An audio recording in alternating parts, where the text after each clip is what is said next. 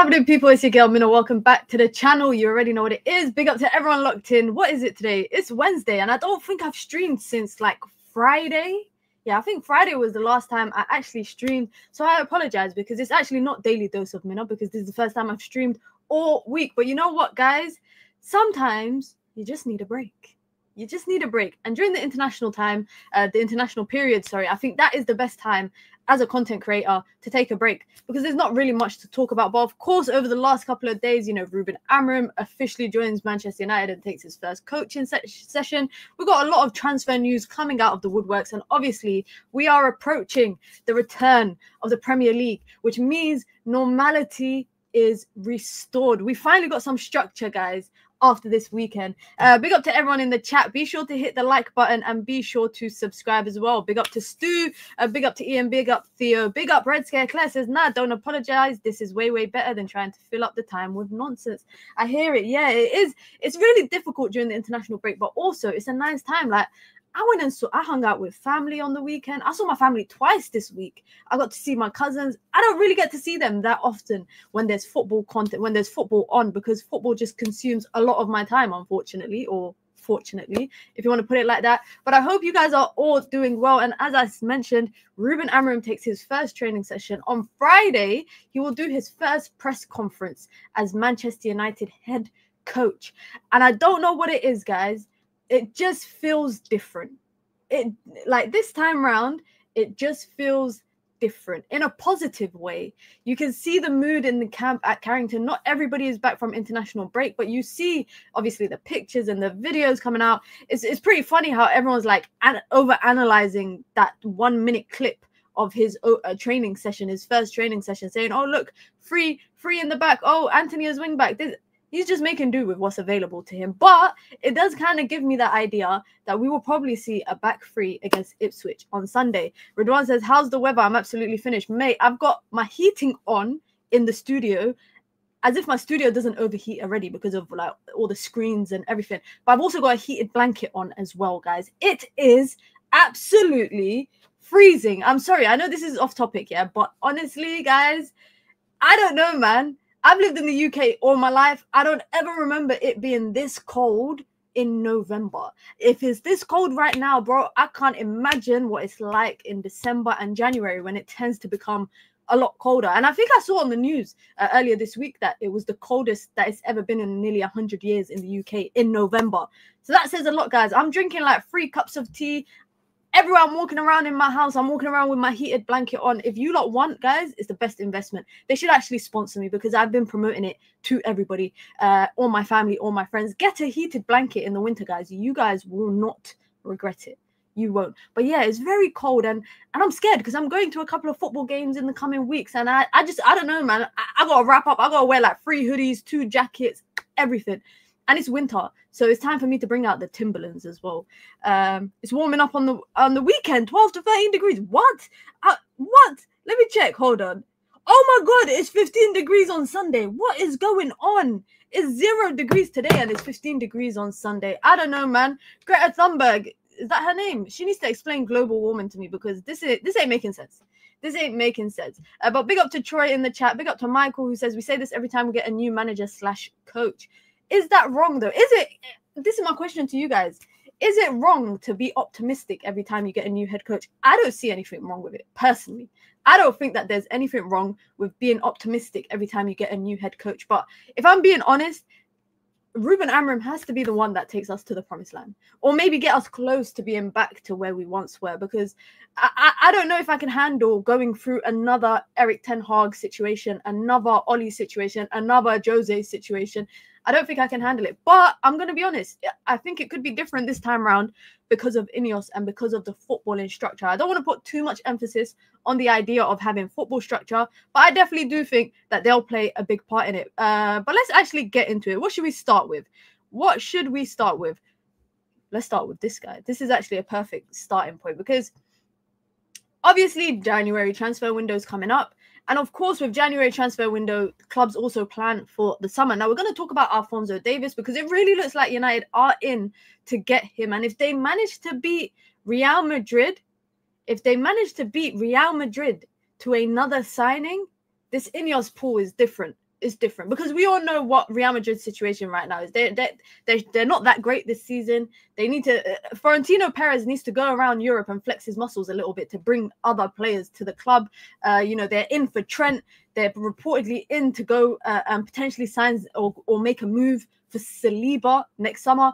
And obviously they're in for Alphonso Davies. Now, for me, a player like Alphonso Davies, if Man United can get him on a free, that will be amazing in terms of him being a natural left back. However, this guy here, yeah, is breaking. I don't know. Do you guys think he will? Because I know Messi scored 91 goals in a calendar year, but in the season, I think he scored like 62 in all competitions, national team and club. This guy's on like 30 something already. He scored like 4 goals for Sweden midweek. I remember obviously he scored that hat trick against City in the Champions League. Do you and also I don't think Man United are the only team that are going to be sniffing around this guy here, Gyökeres. I don't think United are going to be the only ones sniffing around him. But this is us just assuming, especially because of Ineos, especially because of, I guess, the pricing strategy that they went for in their first transfer window. If he's got I think his release clause is 90 million, but he's got a gentleman's agreement with Sporting. And you know, if you don't know Sporting, similar to other European teams like Dortmund, etc., they tend to go and buy, you know, they buy cheap and sell big. Similar to other Portuguese teams, other, you know, some other French teams, etc., etc. That's what they do. I'm not surprised that they will be looking to get about 18-90 million for Gyökeres.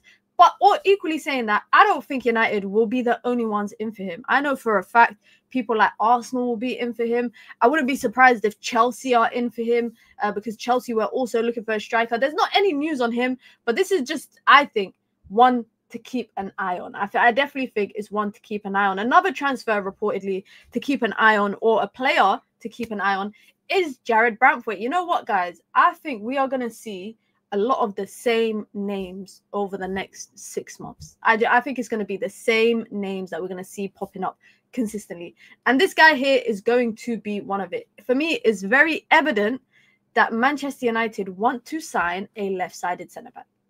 For me, it's clear as day.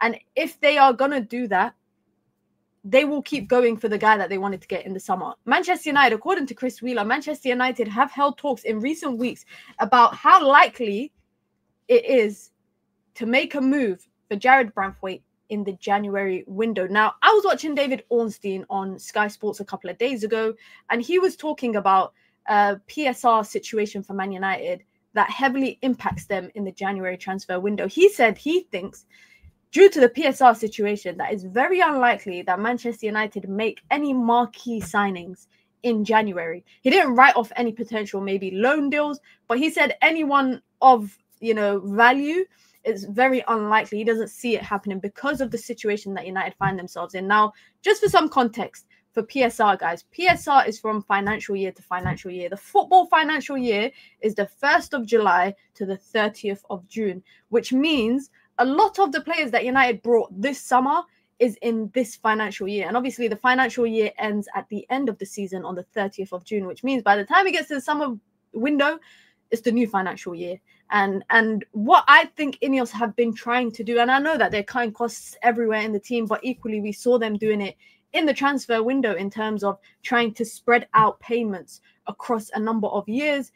I think they are trying to put themselves in the best possible position PSR-wise for the summer to come and the summer afterwards, which is why I think this summer's transfer window that just passed, it wasn't I don't think it was the typical United transfer window that they would have had under like someone like Ed Woodward, etc., where they just go out and splash cash. It was very they thought it through.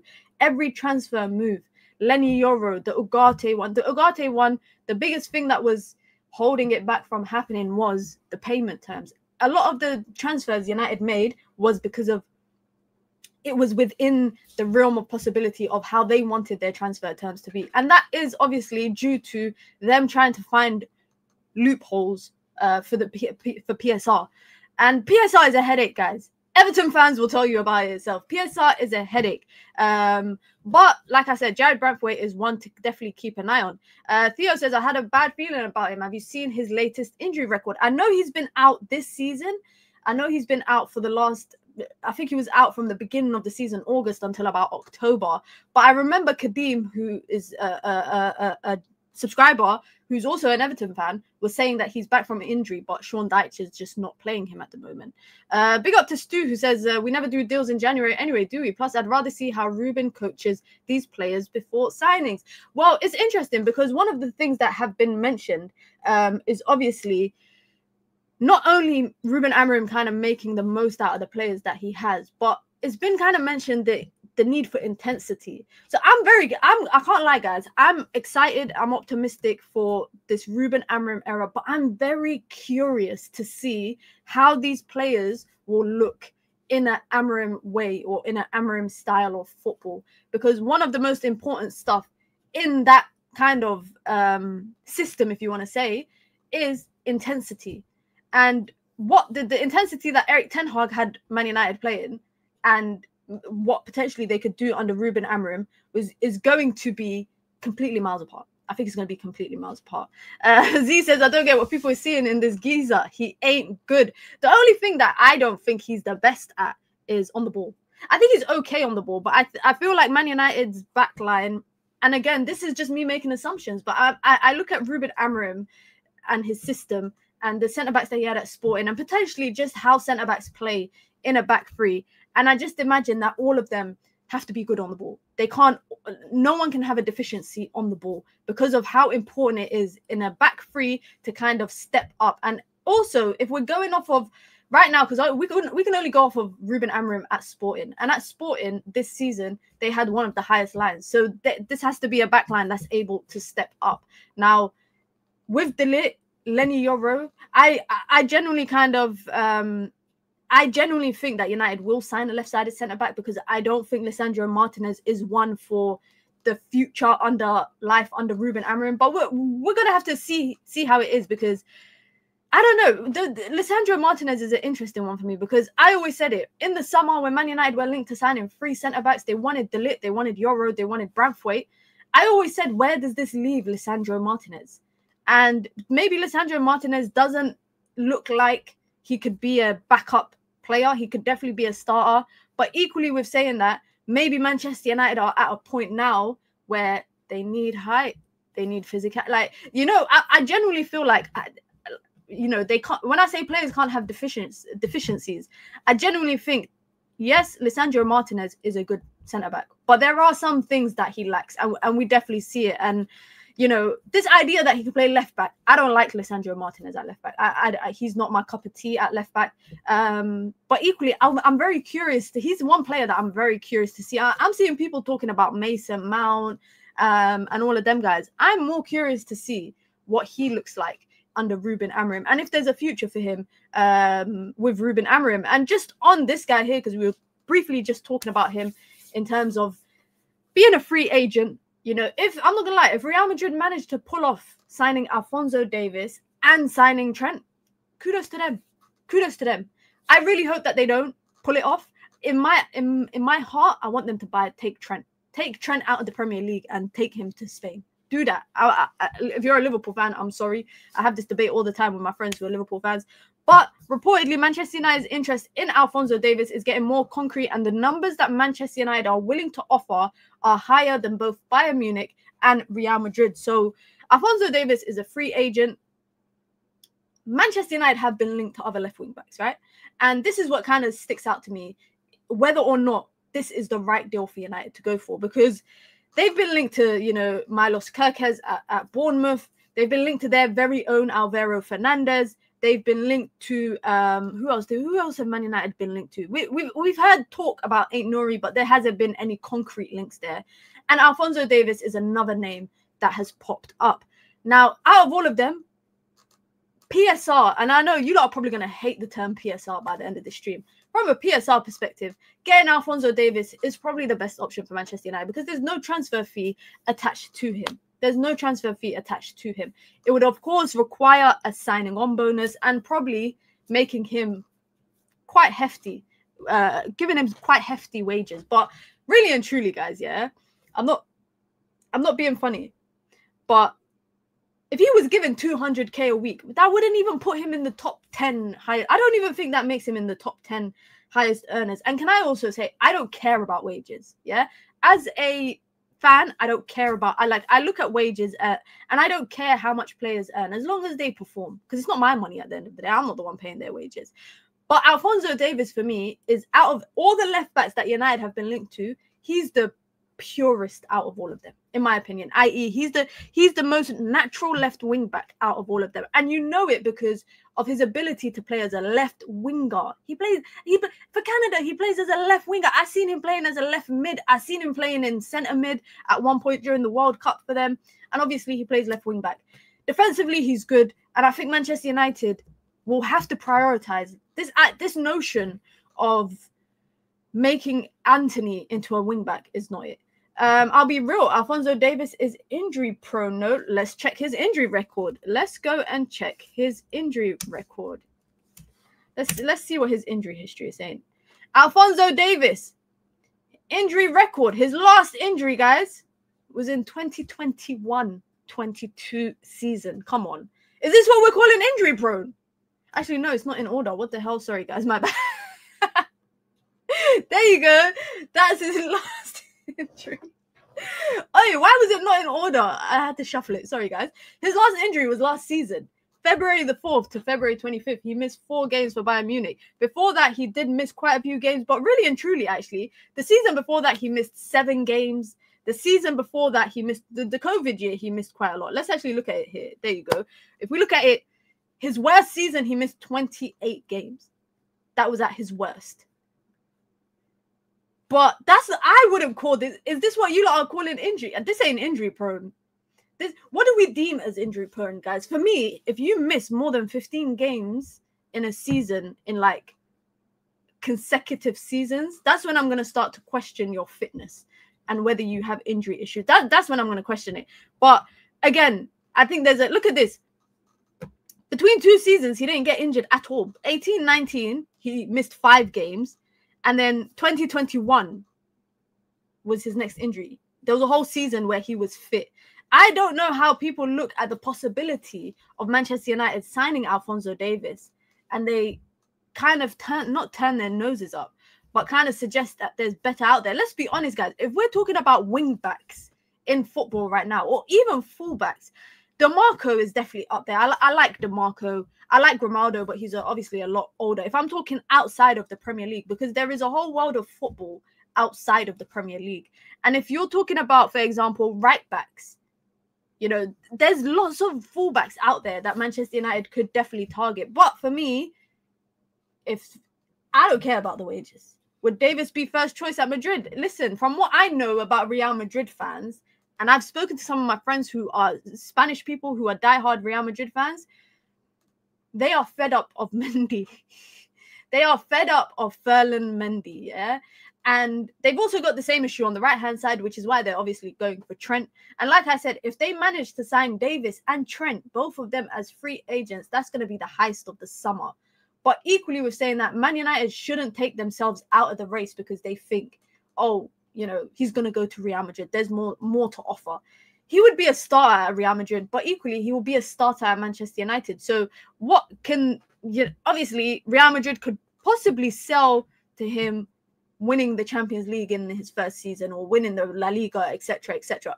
If Mbappe is there, we're not too sure about that. But what United could offer is on par with that, or if not more. So for me, like as fans, we shouldn't kind of shy away from this idea that United can't go toe-to-toe with other big European clubs, because United did it last summer and they walked away with Yoro. So they definitely can do it with Alphonso Davies. This is for me one that we'll definitely keep an eye on. Is reportedly, by the way, he is Manchester United's one of Manchester United's dream targets for the summer. Now, again, Alphonso Davies, you lot know, speed, defensive, he can get forward, he can get back.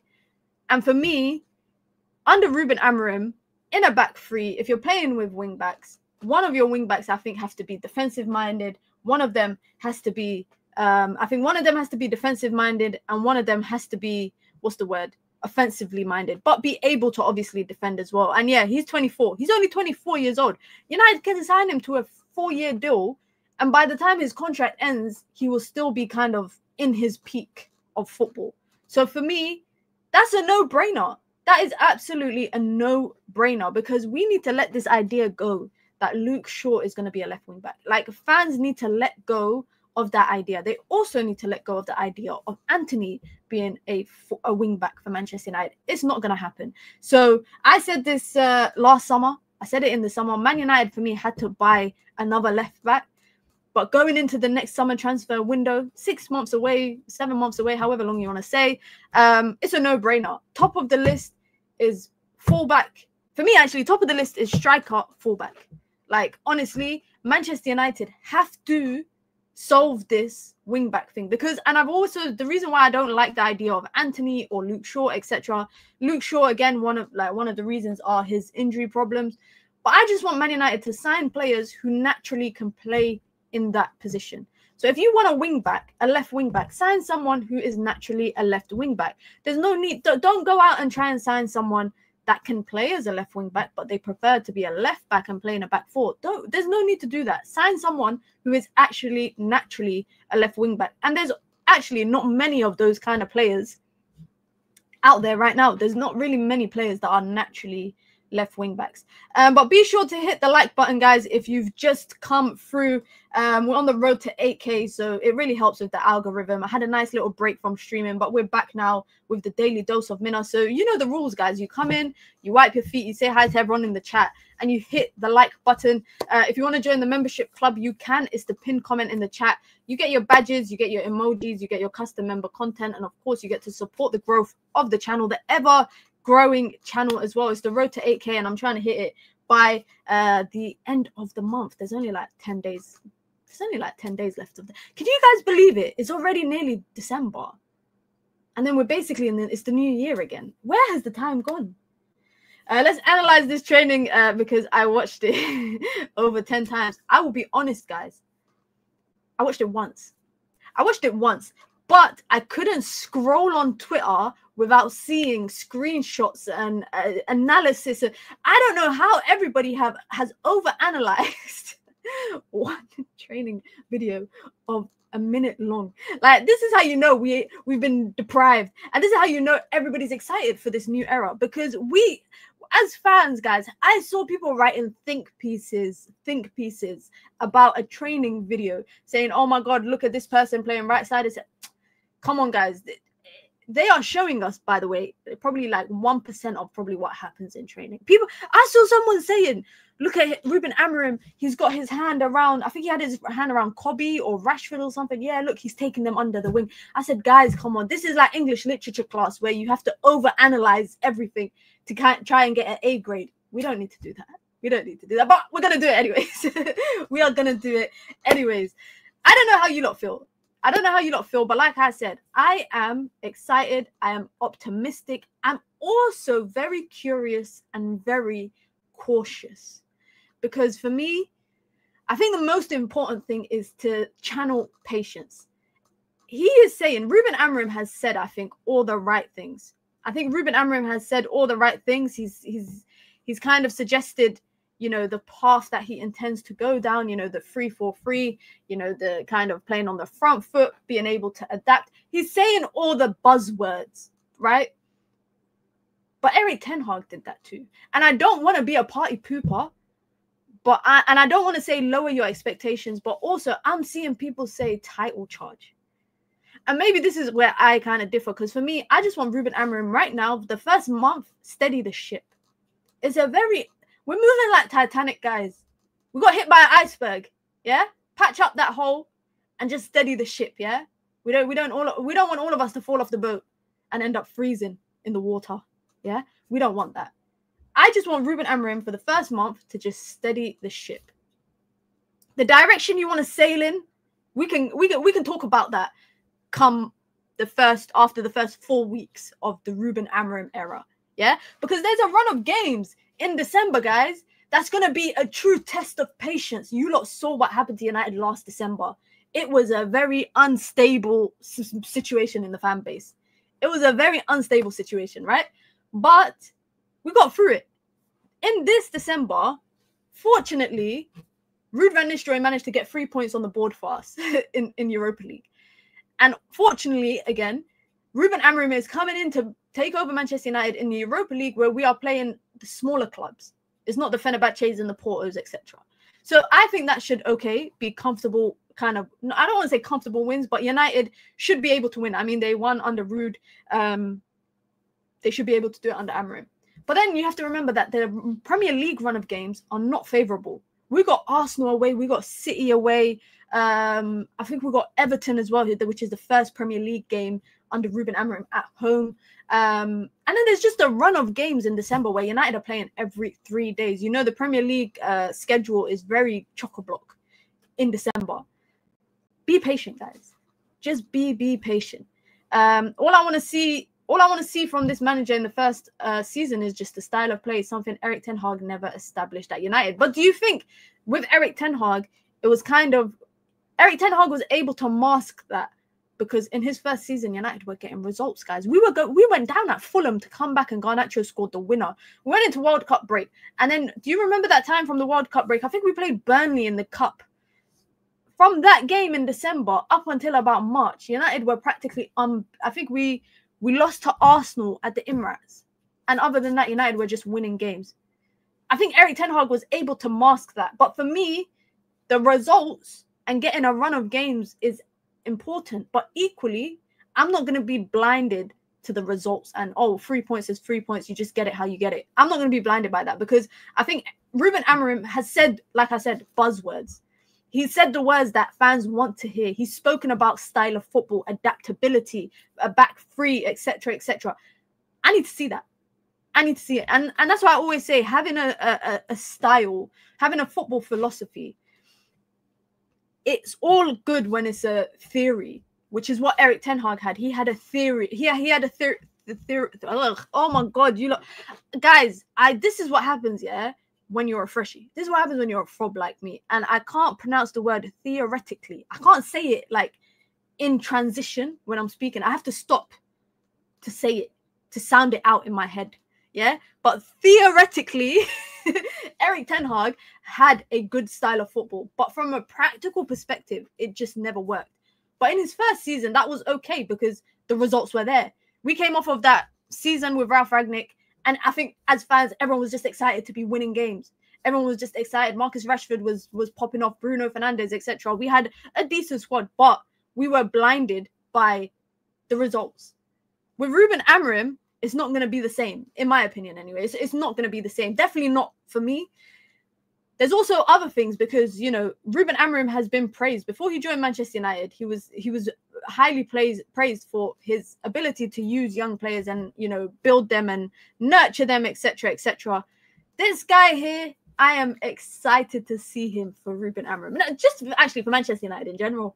Just, yeah, I'm excited to see him make his professional debut for Manchester United. Potentially, he could actually make it this weekend against Ipswich. Now, how long has he been in rehab? I think he's been, how long has he been in training? I think he's been in training for about 2 to 3 weeks, but I don't know if they should throw him into a start already, given the fact that it's off the back of an international break.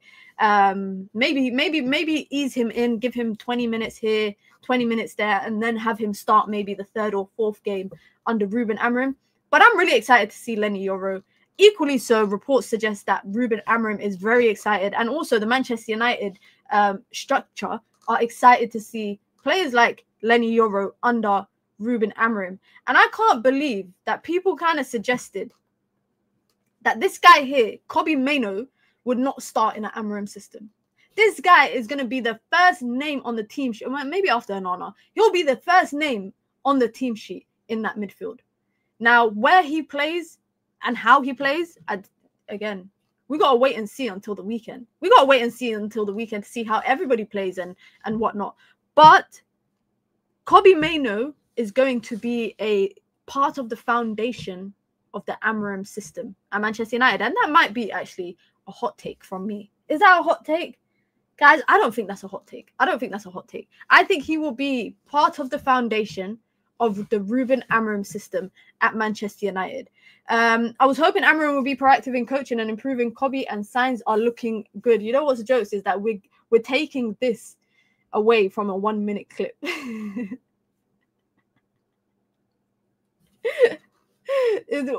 We're so funny as fans, honestly. We are so funny as fans. Kayonki also called up to train with the first team. Is that I was watching a video? I think he's the 16-year-old kid, right? That's like 6'5". He looks like a unit. He looks like a unit. I can't lie. 6'5" at the age of 16. Yeah, put him up front, man. We need someone to score headers. We need someone to score headers, man. Stick him up front, man. Stick him up front. But this is the guy I think it's make or break for him. I actually think it's make or break for Mason Mount in this team. Number one, fitness. Fitness is the most important thing for Mason Mount. Staying fit. Now, if I see him play against Ipswich on Sunday, and then Monday I see injury update, Mason Mount out for 3 weeks, I will actually lose it. I will actually lose it. But the reason why I say, guys, that this is make or break for Mason Mount is because, genuinely speaking, I think if there's any player that the system can... No, I don't want to say actually he's made for the system, but he should be able to, in my opinion, slip into the system and work, because it's a system that a player like Mason Mount's profile should allow him to flourish. Now, the only thing for Mason Mount is there's 2 positions and there's about 7 players. So how likely can he make a name for himself with Ruben Amorim? Because if you're talking about the 210 positions, if you're talking about the 210s, if you're talking about the midfield positions, there's a lot of people for me who's ahead of him in the pecking order. There's a lot of people in that 10 position, in the second, the position behind the striker. There's Bruno, there's Ahmad, there's Garnacho, there's Rashford. I would even say there's Kobe there before Mount. Or maybe, yeah, I'd say Kobe. I'd even say Kobe.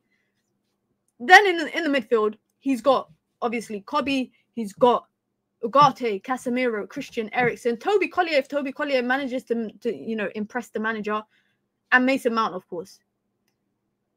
This, for me, is make or break for Mason Mount. If he does not, this 6-month period, everybody's saying this 6-month period, by the way, it's a time for them to kind of, they're going to judge the manager on the style of play. You know, they're giving him 6 months to put his, stamp on the team.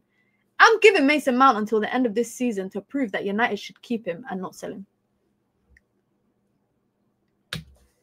Let me see what else you guys are saying. Kadeem, I only want you lot to go down so that we can get Jared Brantwaite for a cheaper price. Now, reports coming from, by the way, this is coming from a Twitter account who has never got anything wrong, by the way. United Menace. I don't know if you guys seen United. Listen, shout out to United Menace in it, because United Menace always reports stuff and gets it 10 out of 10 every single time. So United Menace reported yesterday that Lenny Yoro and Mason Mount are looking good and pushing for a start against Ipswich on Sunday. Luke Shaw cannot yet play a full 90 minutes, but he could actually get minutes as well against Ipswich. So if we possibly see 3 players returning from injury in that Ipswich game, I just hope that they all stay fit. That's it. That's it. Equally with what I've been saying about, Mason Mount, it kind of applies to Luke Shaw about the injury stuff. Now, Luke Shaw, for me, I don't think he has to prove himself the way that Mason Mount has to prove himself. Actually, let me bring them up on the screen right now. Let me bring them up both. There you go. I don't think Luke Shaw needs to prove himself in the manner that Mason Mount does, because obviously Luke Shaw has a lot of credit in the bank. Even if you lot don't agree, he has a lot of credit in the bank. But what doesn't help Luke Shaw, in my opinion, is what he did in the summer. I don't think that helps him. Now, I don't know if every fan feels the same way about him picking country over club. But Luke Shaw, the lights are bright on you. The lights are absolutely bright on you. I think, big up to Chatterboy comments, by the way. It says, I think Mount is ahead of Kobe in the 2-10 positions only because of the pressing intensity. But who knows? I think Mount is behind Bruno and Ahmad in those positions. Ridwan says, if he's on the bench, at least that's huge for the upcoming fixtures. I think that's the most important thing. Number one, just get fit to be in the matchday squad. And B, when you are in the matchday squad, please just don't get injured. That's all I could ask for, personally. That's all. I could ask for other stuff. But that's the main thing that I'm asking for. Big up to Sully with the super chat. Thank you, Sully. I appreciate it. It says, I keep saying it. My Garnacho is in trouble with this new 3-4-3. He might leave. However, I'm team Amorim. You know, this is interesting, right? Because I've been like, some of my friends, they're not on social media. We play COD together, whatnot. So when we play COD, we just talk about Man United. Some of them are United fans. And we talk about this Garnacho thing a lot, about where is... Because I had this idea of, for me, Garnacho being a left wing back. I've pitched that idea, but I'm not fully behind it because I don't think he's a left wing back kind of player. But then I look at the 210s and I think, well, I don't see him there. So if United actually look to sell him, that will be a big statement. But equally with saying that, I don't see United selling him. I really don't see United selling him. But equally, I look at the 3-4-3 system and I think, where does he fit? Like, what? Because to me, when I see Garnacho, I just think of a traditional winger. I think of someone who's a winger. He's not an inside forward, maybe like how Marcus Rashford is. I don't want to see him play in the 9. Not a left wing back. He's just a left winger for me, or right winger, whichever side. So, and then I look at the Amorim way, quotation marks, and I think, well, you know, he's got his 2 wing backs. You look at them and think, okay, neither of them are traditional wingers, and neither of them and the wing backs, sorry, are not wing backs. Like right now, we got Dallo, Mazraoui, etc. We don't even know who's going to play there, and I think I don't want to see Garnacho at left wing back, because you put Garnacho as close to the goal as possible. That's where he's going to influence the game. That's where he's going to have the most impact. Same as Marcus Rashford. I don't see neither of them as being wing backs. So it's going to be very interesting to see. I think this next 6 months, guys, with Ruben Amorim, it's going to be a real kind of eye-opener for us. Because I feel like, because Man United, a lot of these players, by the way, I think it's 7 players. 7 players or 9 players. I think it's 7 or 9. I can't remember. But that's how many players are pre-Eric Ten Hag. That's how many players have... most of this team are Eric Ten Hag kind of signings or players that he promoted from the academy, etc. They are predominantly Eric Ten Hag's. They've got Eric Ten Hag's fingerprints on this team. That was a team that played with wingers, that played with a 9. Moving away from that to now go to a system where it's a 3-4-3 and you don't really have natural wingers playing per se in the system, it leaves a question mark for quite a few players. Like if Jadon Sancho was still a United player, I know he's still a United player technically, but he's on loan at Chelsea. But if he was to come back to United, even I would think, where does Jadon Sancho go? I sometimes think, where's Marcus Rashford going to fit? Because I don't think I don't want to see Marcus Rashford too close to the 9, i.e. playing like in the 10 position. And I don't want to see Rashford in that 9 position. So I don't think it's only Garnacho that might be in trouble with this team. I genuinely don't think that. I don't think it's only Garnacho. I don't think both wing backs are proper wing backs that Sported. Maybe just one is and the other one might be a winger that plays as a wing back, just extra coaching. Yeah, I think so too. Matt says the wingers will most likely be of different profiles, one closer to a 10 or channel player and one more to stretch and use pace like a traditional winger. And you know what? This makes me think, you lot are probably going to think what, but this leads me to my point on Leacher. Depending on which side Manchester United decide to have, and again, this is just us making assumptions, right?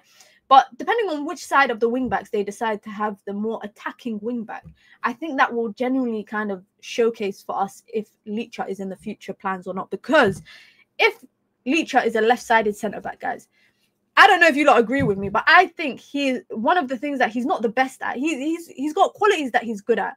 And one thing that he's not that good at, I think, is defending those, like the left side, the left channel, as like from a fullback position. And in a back 3, it's going to be more so like that. Against wingers, he's not always been the most sound. I feel like against, you know, playing as a centre-back 2, he's a lot better.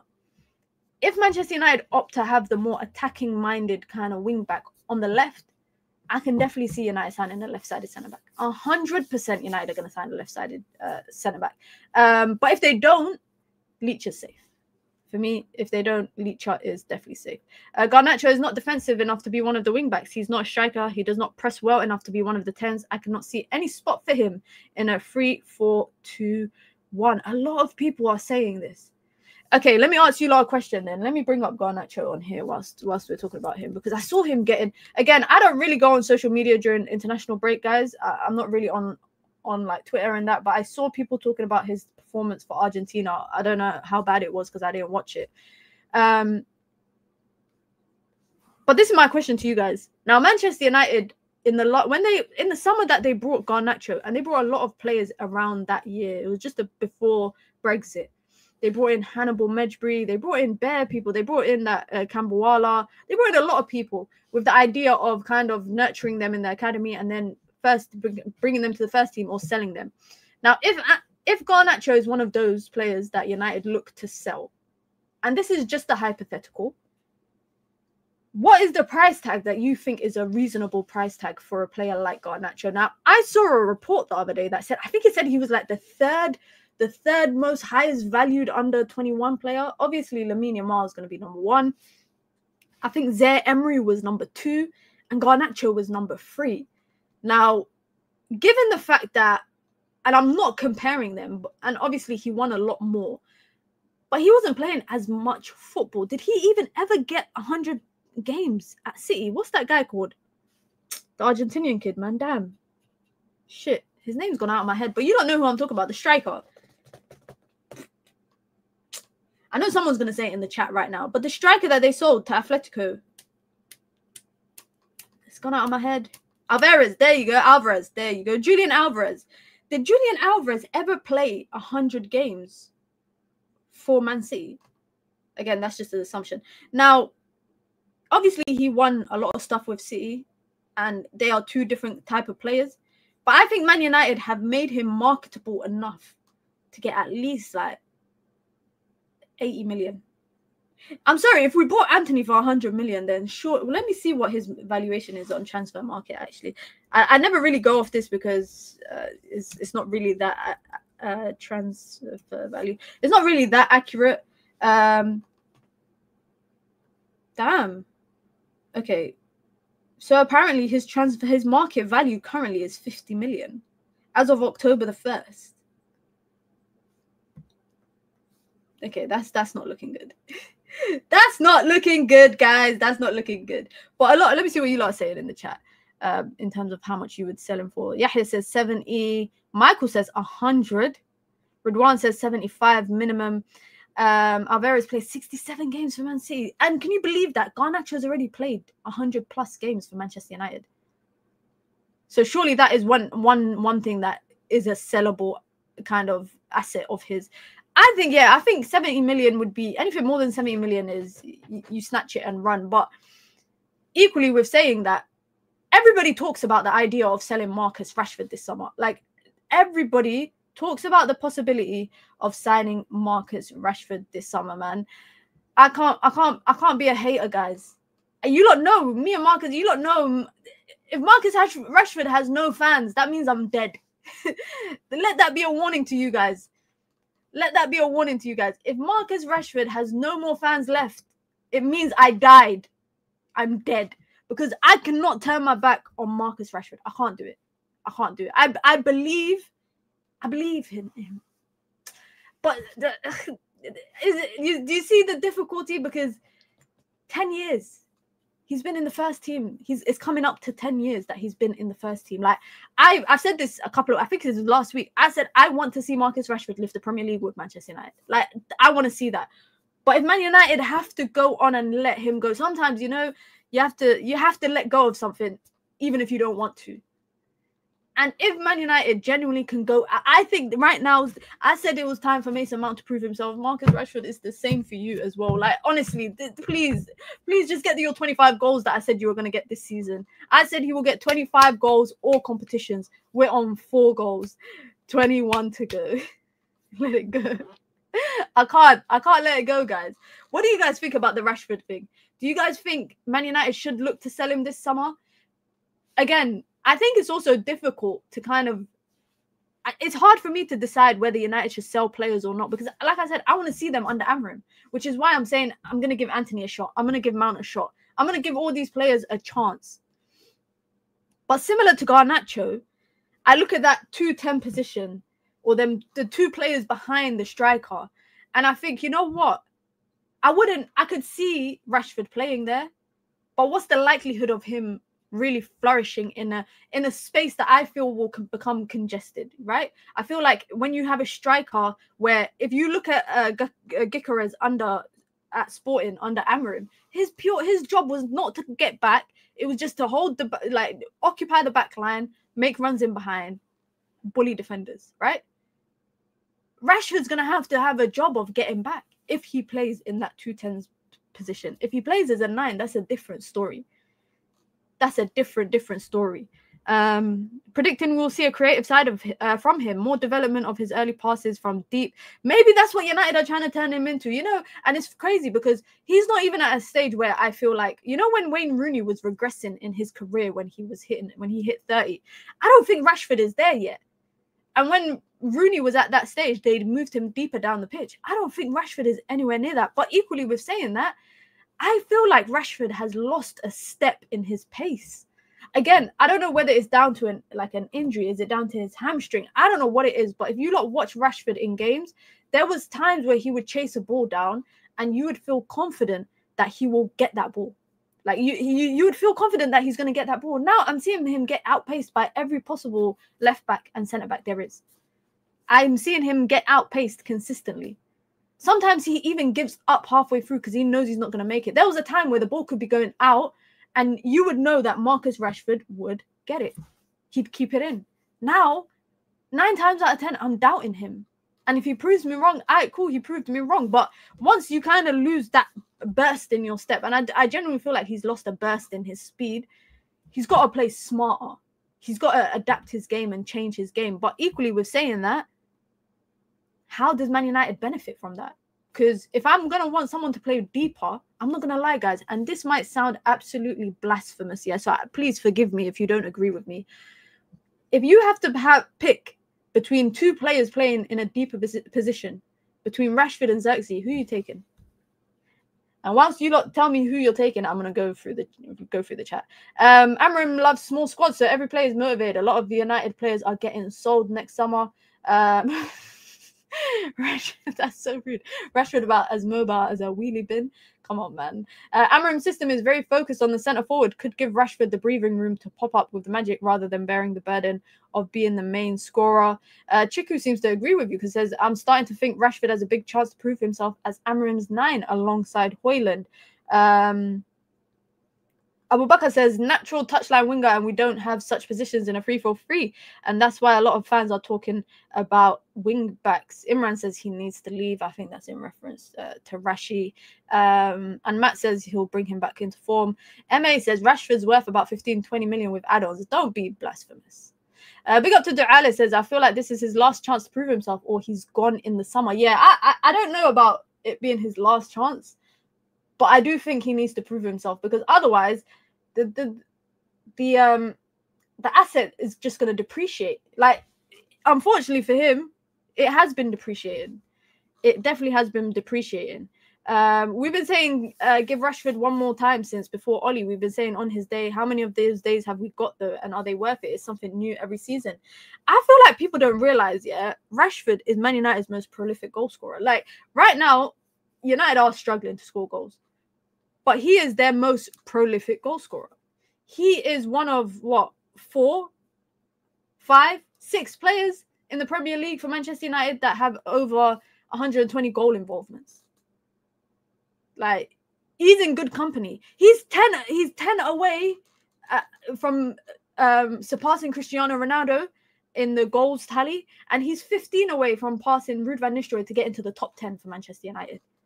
I don't think he's ever going to get to that record, the number 1 spot. I think he could get into the top 10 before he leaves Manchester United, definitely for sure. But this idea that I hate the idea that people talk about Rashford like he's individually got managers sacked. People always say he's, oh my God, he's on his 5th manager. He's on his 6th manager. Oh, he got this manager sacked. He got that man. He didn't get Ten Hag sacked. Ten Hag got himself sacked. Ten Hag got himself sacked when he was playing a 3-1-6 and Casemiro was left out to dry in the midfield, literally and figuratively. Number 9 has his last chance because I don't see how he fits in any other position. Even though generally he was better as a left winger than a striker, but left wing doesn't exist in Amorim's system. They won trophies, man. Rashford hasn't won major trophies. Yes, that's true. Rashford ain't won major trophies. And yes, Stu, he's been here 9 years. Ronaldo wasn't here for that long. But do you think Rashford... Okay, I didn't want to go down this path and I want to move on from the Rashford topic. But do you think Rashford is a right player, wrong time? Like, do you think he's been in this Man United? What do you think Rashford would have been if he was from the Sir Alex Ferguson era?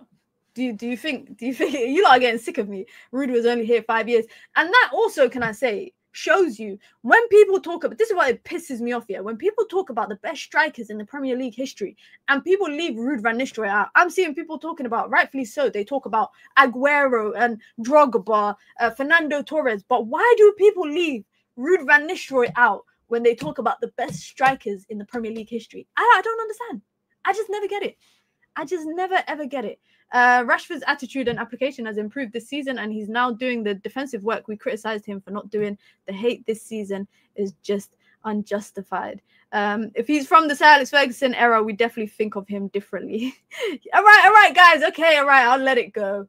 All right, I'll let it go. I'm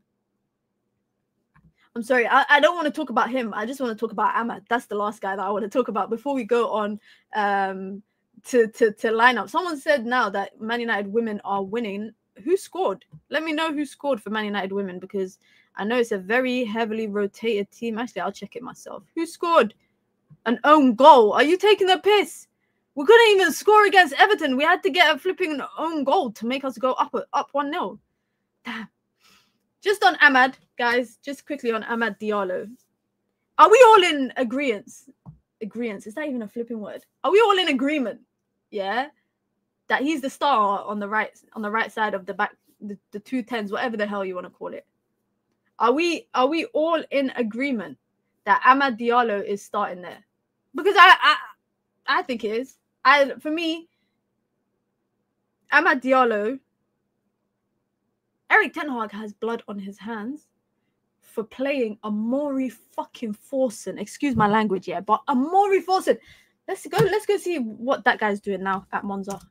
And that's no disrespect to Forsen, by the way. This is all my criticism is for Erik Ten Hag, because he was playing Forsen over Diallo last season.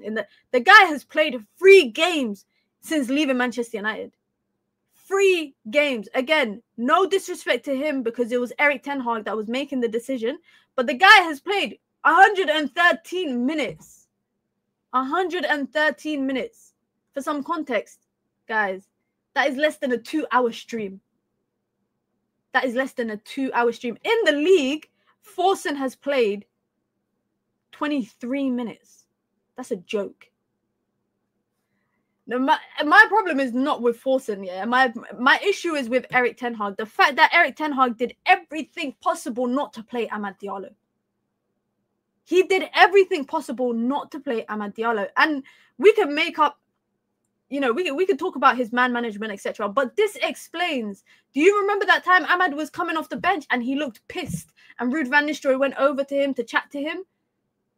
Yeah, and Erik Ten Hag didn't. I remember someone said to me I was making a mountain out of a molehill or whatever. Someone in the chat said that I was making a big deal out of something that was not a big deal. But that proves to me that Amad Diallo and Erik Ten Hag had an issue. There was definitely an issue there. There was definitely an issue there. I wonder what Erik Ten Hag is doing now. Well, apparently he was in Manchester the other day having dinner. He played. Maybe he had some things to. Finalize in Manchester. Agreed. For as much as I backed Erik Ten Hag, and Chalaboy backed Ten Hag a lot, the Amad decision is one I did not back at all. Got himself sacked for that. That man Erik Ten Hag said Anthony did well in training. That's why he's starting over him. Matt says, has a blend of a lot of necessary qualities. The right attitude looks like he's constantly thinking and adapting in game. So he's got the brain on him to pick up the concepts. Guys, I'm a loser, innit? I'm a big loser. I was watching a video on UV today that I did about 2 years ago. Yeah, and I'm going to bring it up because it's one of my favorite videos that I've done on UV. It was called let me try find. And I did like a breakdown analysis of Amad Diallo. And it's just the way that I was talking about him. It's like I knew. Guys, it's like I knew. Let me see if I can share my screen. Gone out with the ball. Instead, he takes a shot. And here, just a great finish. Bottom right-hand corner, the goalkeeper was stunned. His own player was blocking him. And I really think that's a very impressive goal that he scored. This is another recent goal, which is actually one of my favorite goals. And I'm going to tell you guys why. You can see Amad Diallo here in this space here. He's got 3 players around him. This was against Wigan. One thing that you will see with Amad Diallo, and we actually see it with Wout Weghorst at Manchester United right now, is he loves 1-2 football. He loves quick pass, go, pass, go, pass, go. And we still see that now, that's great for a winger or someone playing in the 10 role. And it's been something that he's been doing quite often in Sunderland, which he could bring to Manchester United, is not just the ability to play one-touch football, but to make the right decision of when to play one-touch football and when to run into space. Obviously, in this instance, he has 1, 2, 3 players around him, including his own teammate. And he sees this little space over here, not operated by anyone. The striker is keeping the 2 centre-backs occupied. And in this instance, this is just a great goal. He plays 1-2 football. And I'm just going to pause it right there because quick 1-2 football takes out 1, 2, 3, 4, 5 defenders or 5 players of the opposition, particularly in this. So I remember I was watching this because I was basically saying, like, this guy, he's licking his lips at Anthony, not at Anthony, not like that. He's licking his lips at the way that Anthony is playing at Manchester United because he knows that, you know. And this is, by the way, we recorded this video in, I think it's January 2022. January 2023, sorry. So it's about 1.5 years ago when he was at Sunderland. Minna, were you nervous? Yeah, that was my first show. That was my first solo show on UV. So you can tell I'm nervous because I kept saying, but everything, guys, I watched it yesterday, and everything that I said is applicable today to Manchester United. And a lot of what he's doing at Man United is just at a more enhanced quality, but he was doing it at Sunderland. He was doing it at Sunderland. And for me, I think, like, similar to other players that should be starters immediately on, you know, the first team sheet for Ruben Amorim, I think Amad Diallo will be that because of his ability to play in the half space, his ability to play in tight spaces, his ability to pass well, his intensity. Like, people talk, I've seen people criticize Amad for the physical aspect of his game. Bro, I saw him, he dunked on a guy. Yeah, he not literally dunked, but did you see his ability to leap in the air and beat people to aerial duels? His ability to physically barge people off the ball. And also, there's moments where he's able to use his body as a shield because of his physical aspect of the game. There is a lot of stuff that he's worked on from his time at Sunderland, and he's brought it to Manchester United this season. And it just, for me, just further confuses me about Erik ten Hag. It's crazy how little respect he got for that Sunderland spell. Listen, I know one Sunderland fan that was saying, please, United, like, sell him, like, we'll buy him gladly. And I just think, imagine United did sell him and it was him and Joe Bellingham playing together this season at Sunderland. Would have been crazy. By the way, when Man United did sign Amad Diallo, Ole Gunnar Solskjaer was the one that gave the okay to sign him, because he said that he watched one tape. He said he watched one tape of Amad Diallo, and he said, this guy he's got the best raw talent that I've ever seen. And he said, if you can, you know, like not work on him, but if you can, you know, adapt him into and mold him into a senior player with the raw talent he has, he said, this guy has the ability to be one of the best wingers in football. Now, you look at football right now, who would you lot say is the best right wingers in football? For me, it's Mohamed Salah. The disrespect Salah gets is mad, yeah? But Salah, for me, Rafinha is not, he doesn't really play right wing for Barca, but Lamine does. So Yamal is one. Obviously, Bukayo Saka. if Amad Diallo should be in those conversations if he was playing consistently for Man United. If he played consistently last season, even though he was injured for a couple of months, but if he was playing consistently and playing consistently this season, we would be talking about, is Amad Diallo one of the best top 10 right wingers in football? Or is he in the top 5? Like, we would be having those conversations. Elise, yeah, there you go. I feel like when you talk about right wingers, it's Yamal, Saka, Salah. What order it goes in is completely debatable. Phil Foden, I don't think is in that discussion this season. Elise, I think, is in that discussion as well. So I'll put him in that discussion. Rodrigo as well, yeah, Rodrigo as well. But he's got an injury issue this season. So again, but I'll still put him in that conversation. But for me, Amad Diallo needs to get consistent football so I can prop him up enough to start putting him in top 5 conversations. It needs to be for my ego. All right, let's do this. Let's build a formation. Man United formation builder.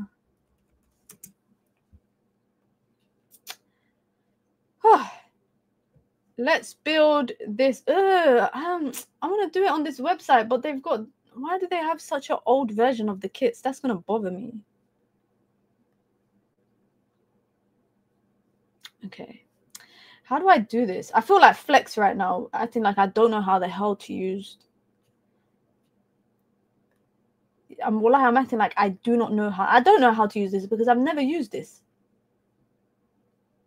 Ahmad should run down his contract and leave to save his career. There is apparently there's some talk about obviously him signing a new contract, but big but, I don't think he's gonna sign a contract until he gets kind of certainty that he's gonna play.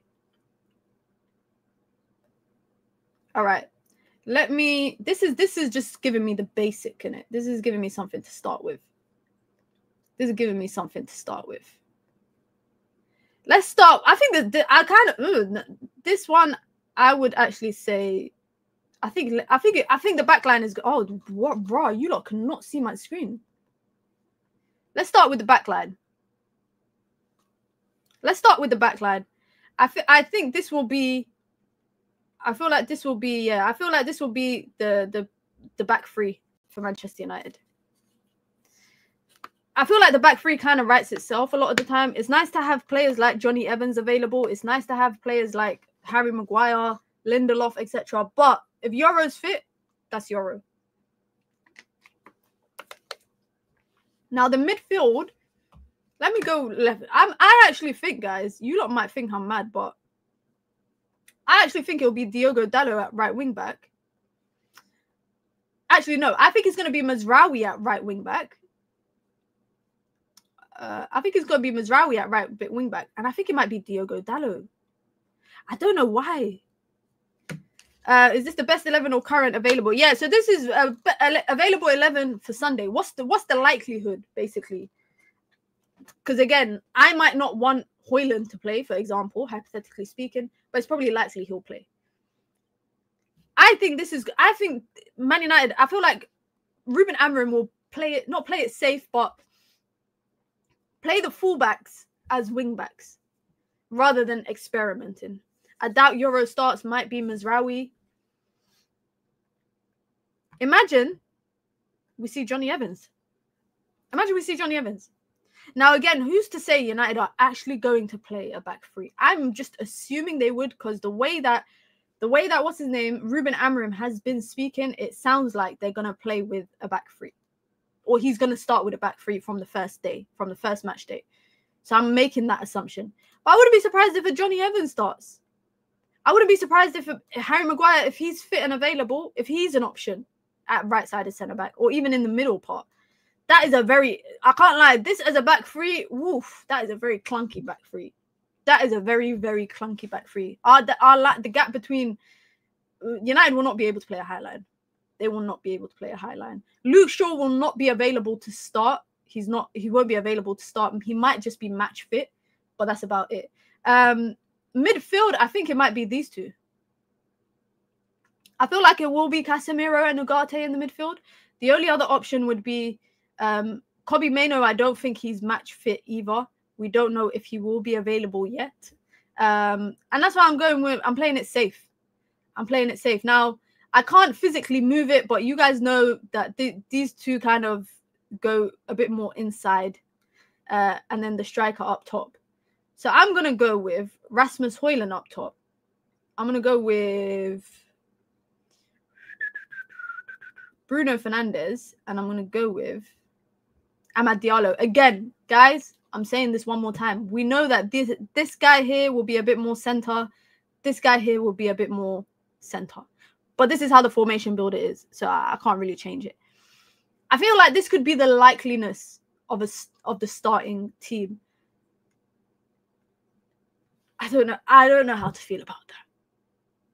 Do you think the midfield is intense enough? I don't know. I honestly don't know. I don't know. Like, I'm really worried about Rasmus Højlund. Like, I'm very, very worried about Rasmus Højlund. And not because I don't think he's a good player. I think there's a player inside him. But unfortunately, I feel like the Premier League it's not a place where you come to learn. I feel like sometimes in the Premier League, you have to come as a ready-made product, especially for Man United, who are struggling to score goals.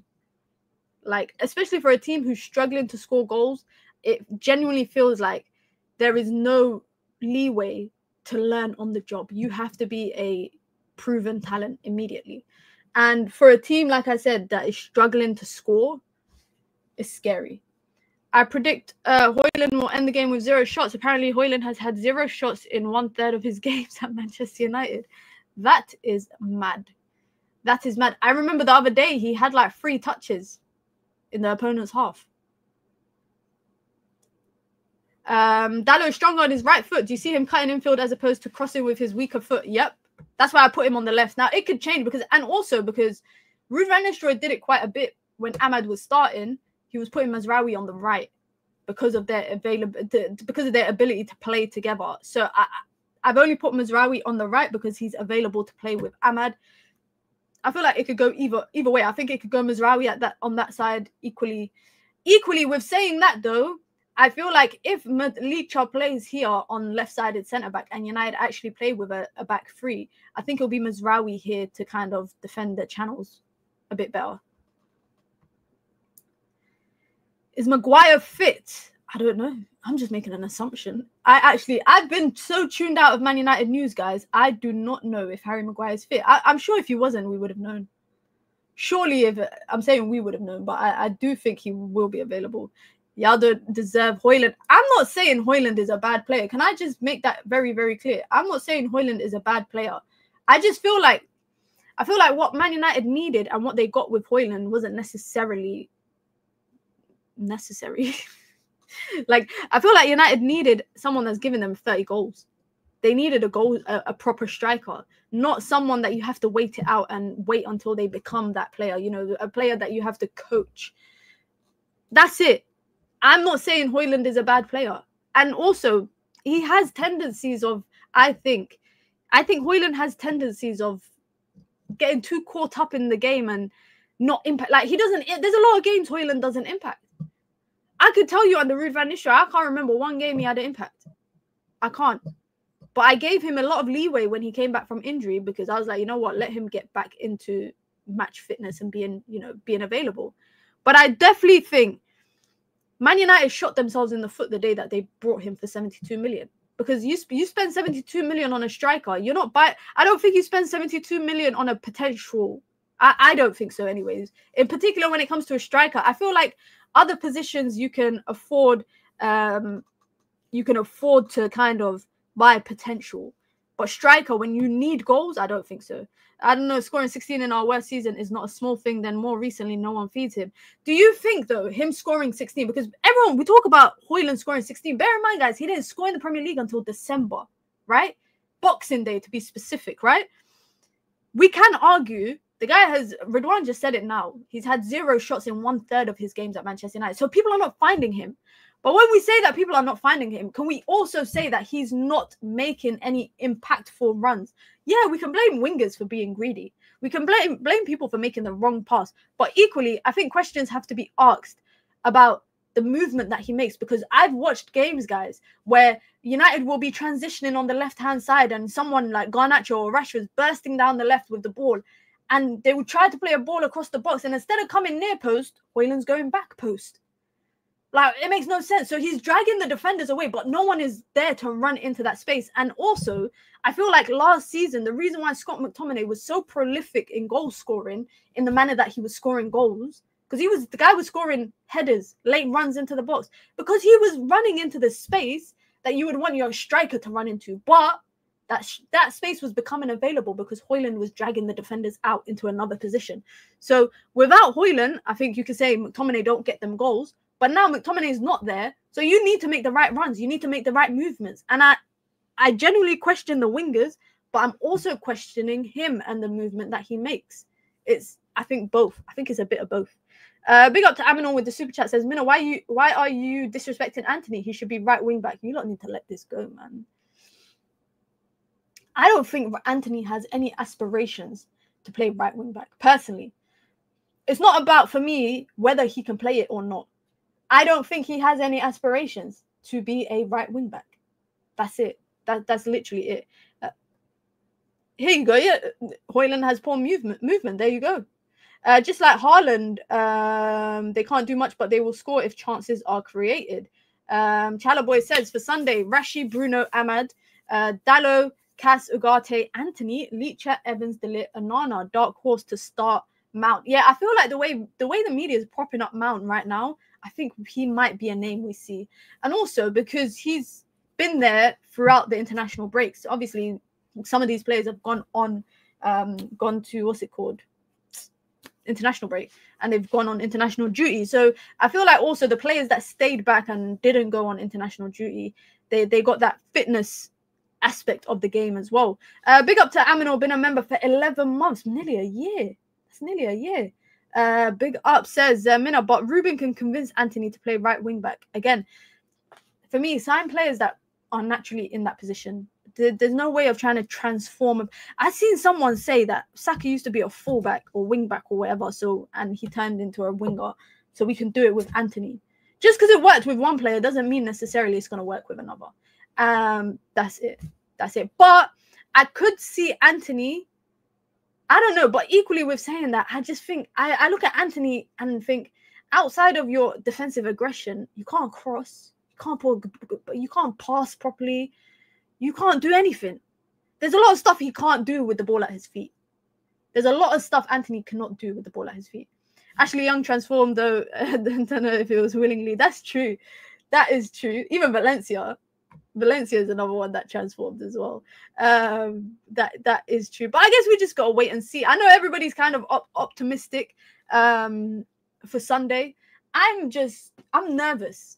I'm nervous because you guys know if United get a draw against Ipswich or we lose hypothetically, we already know what the media is going to go on about. Oh my God, look, they've sacked Erik ten Hag for this unproven manager. Oh, he did it in the Portuguese league. It doesn't mean he can do it in the Premier League. La-di-da-di-da. But let this be a reminder to everyone, guys. I'm not going to use the term process. I'm not going to use it.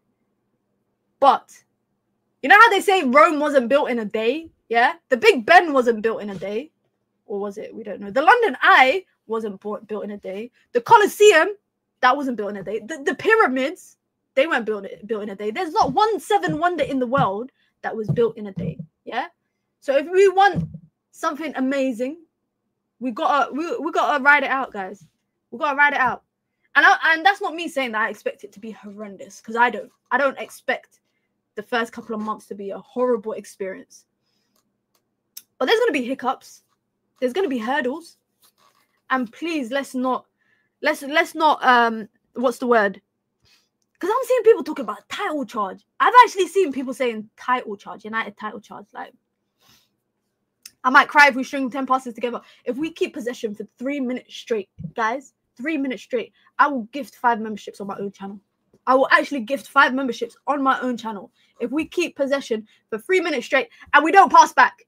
We do not pass back.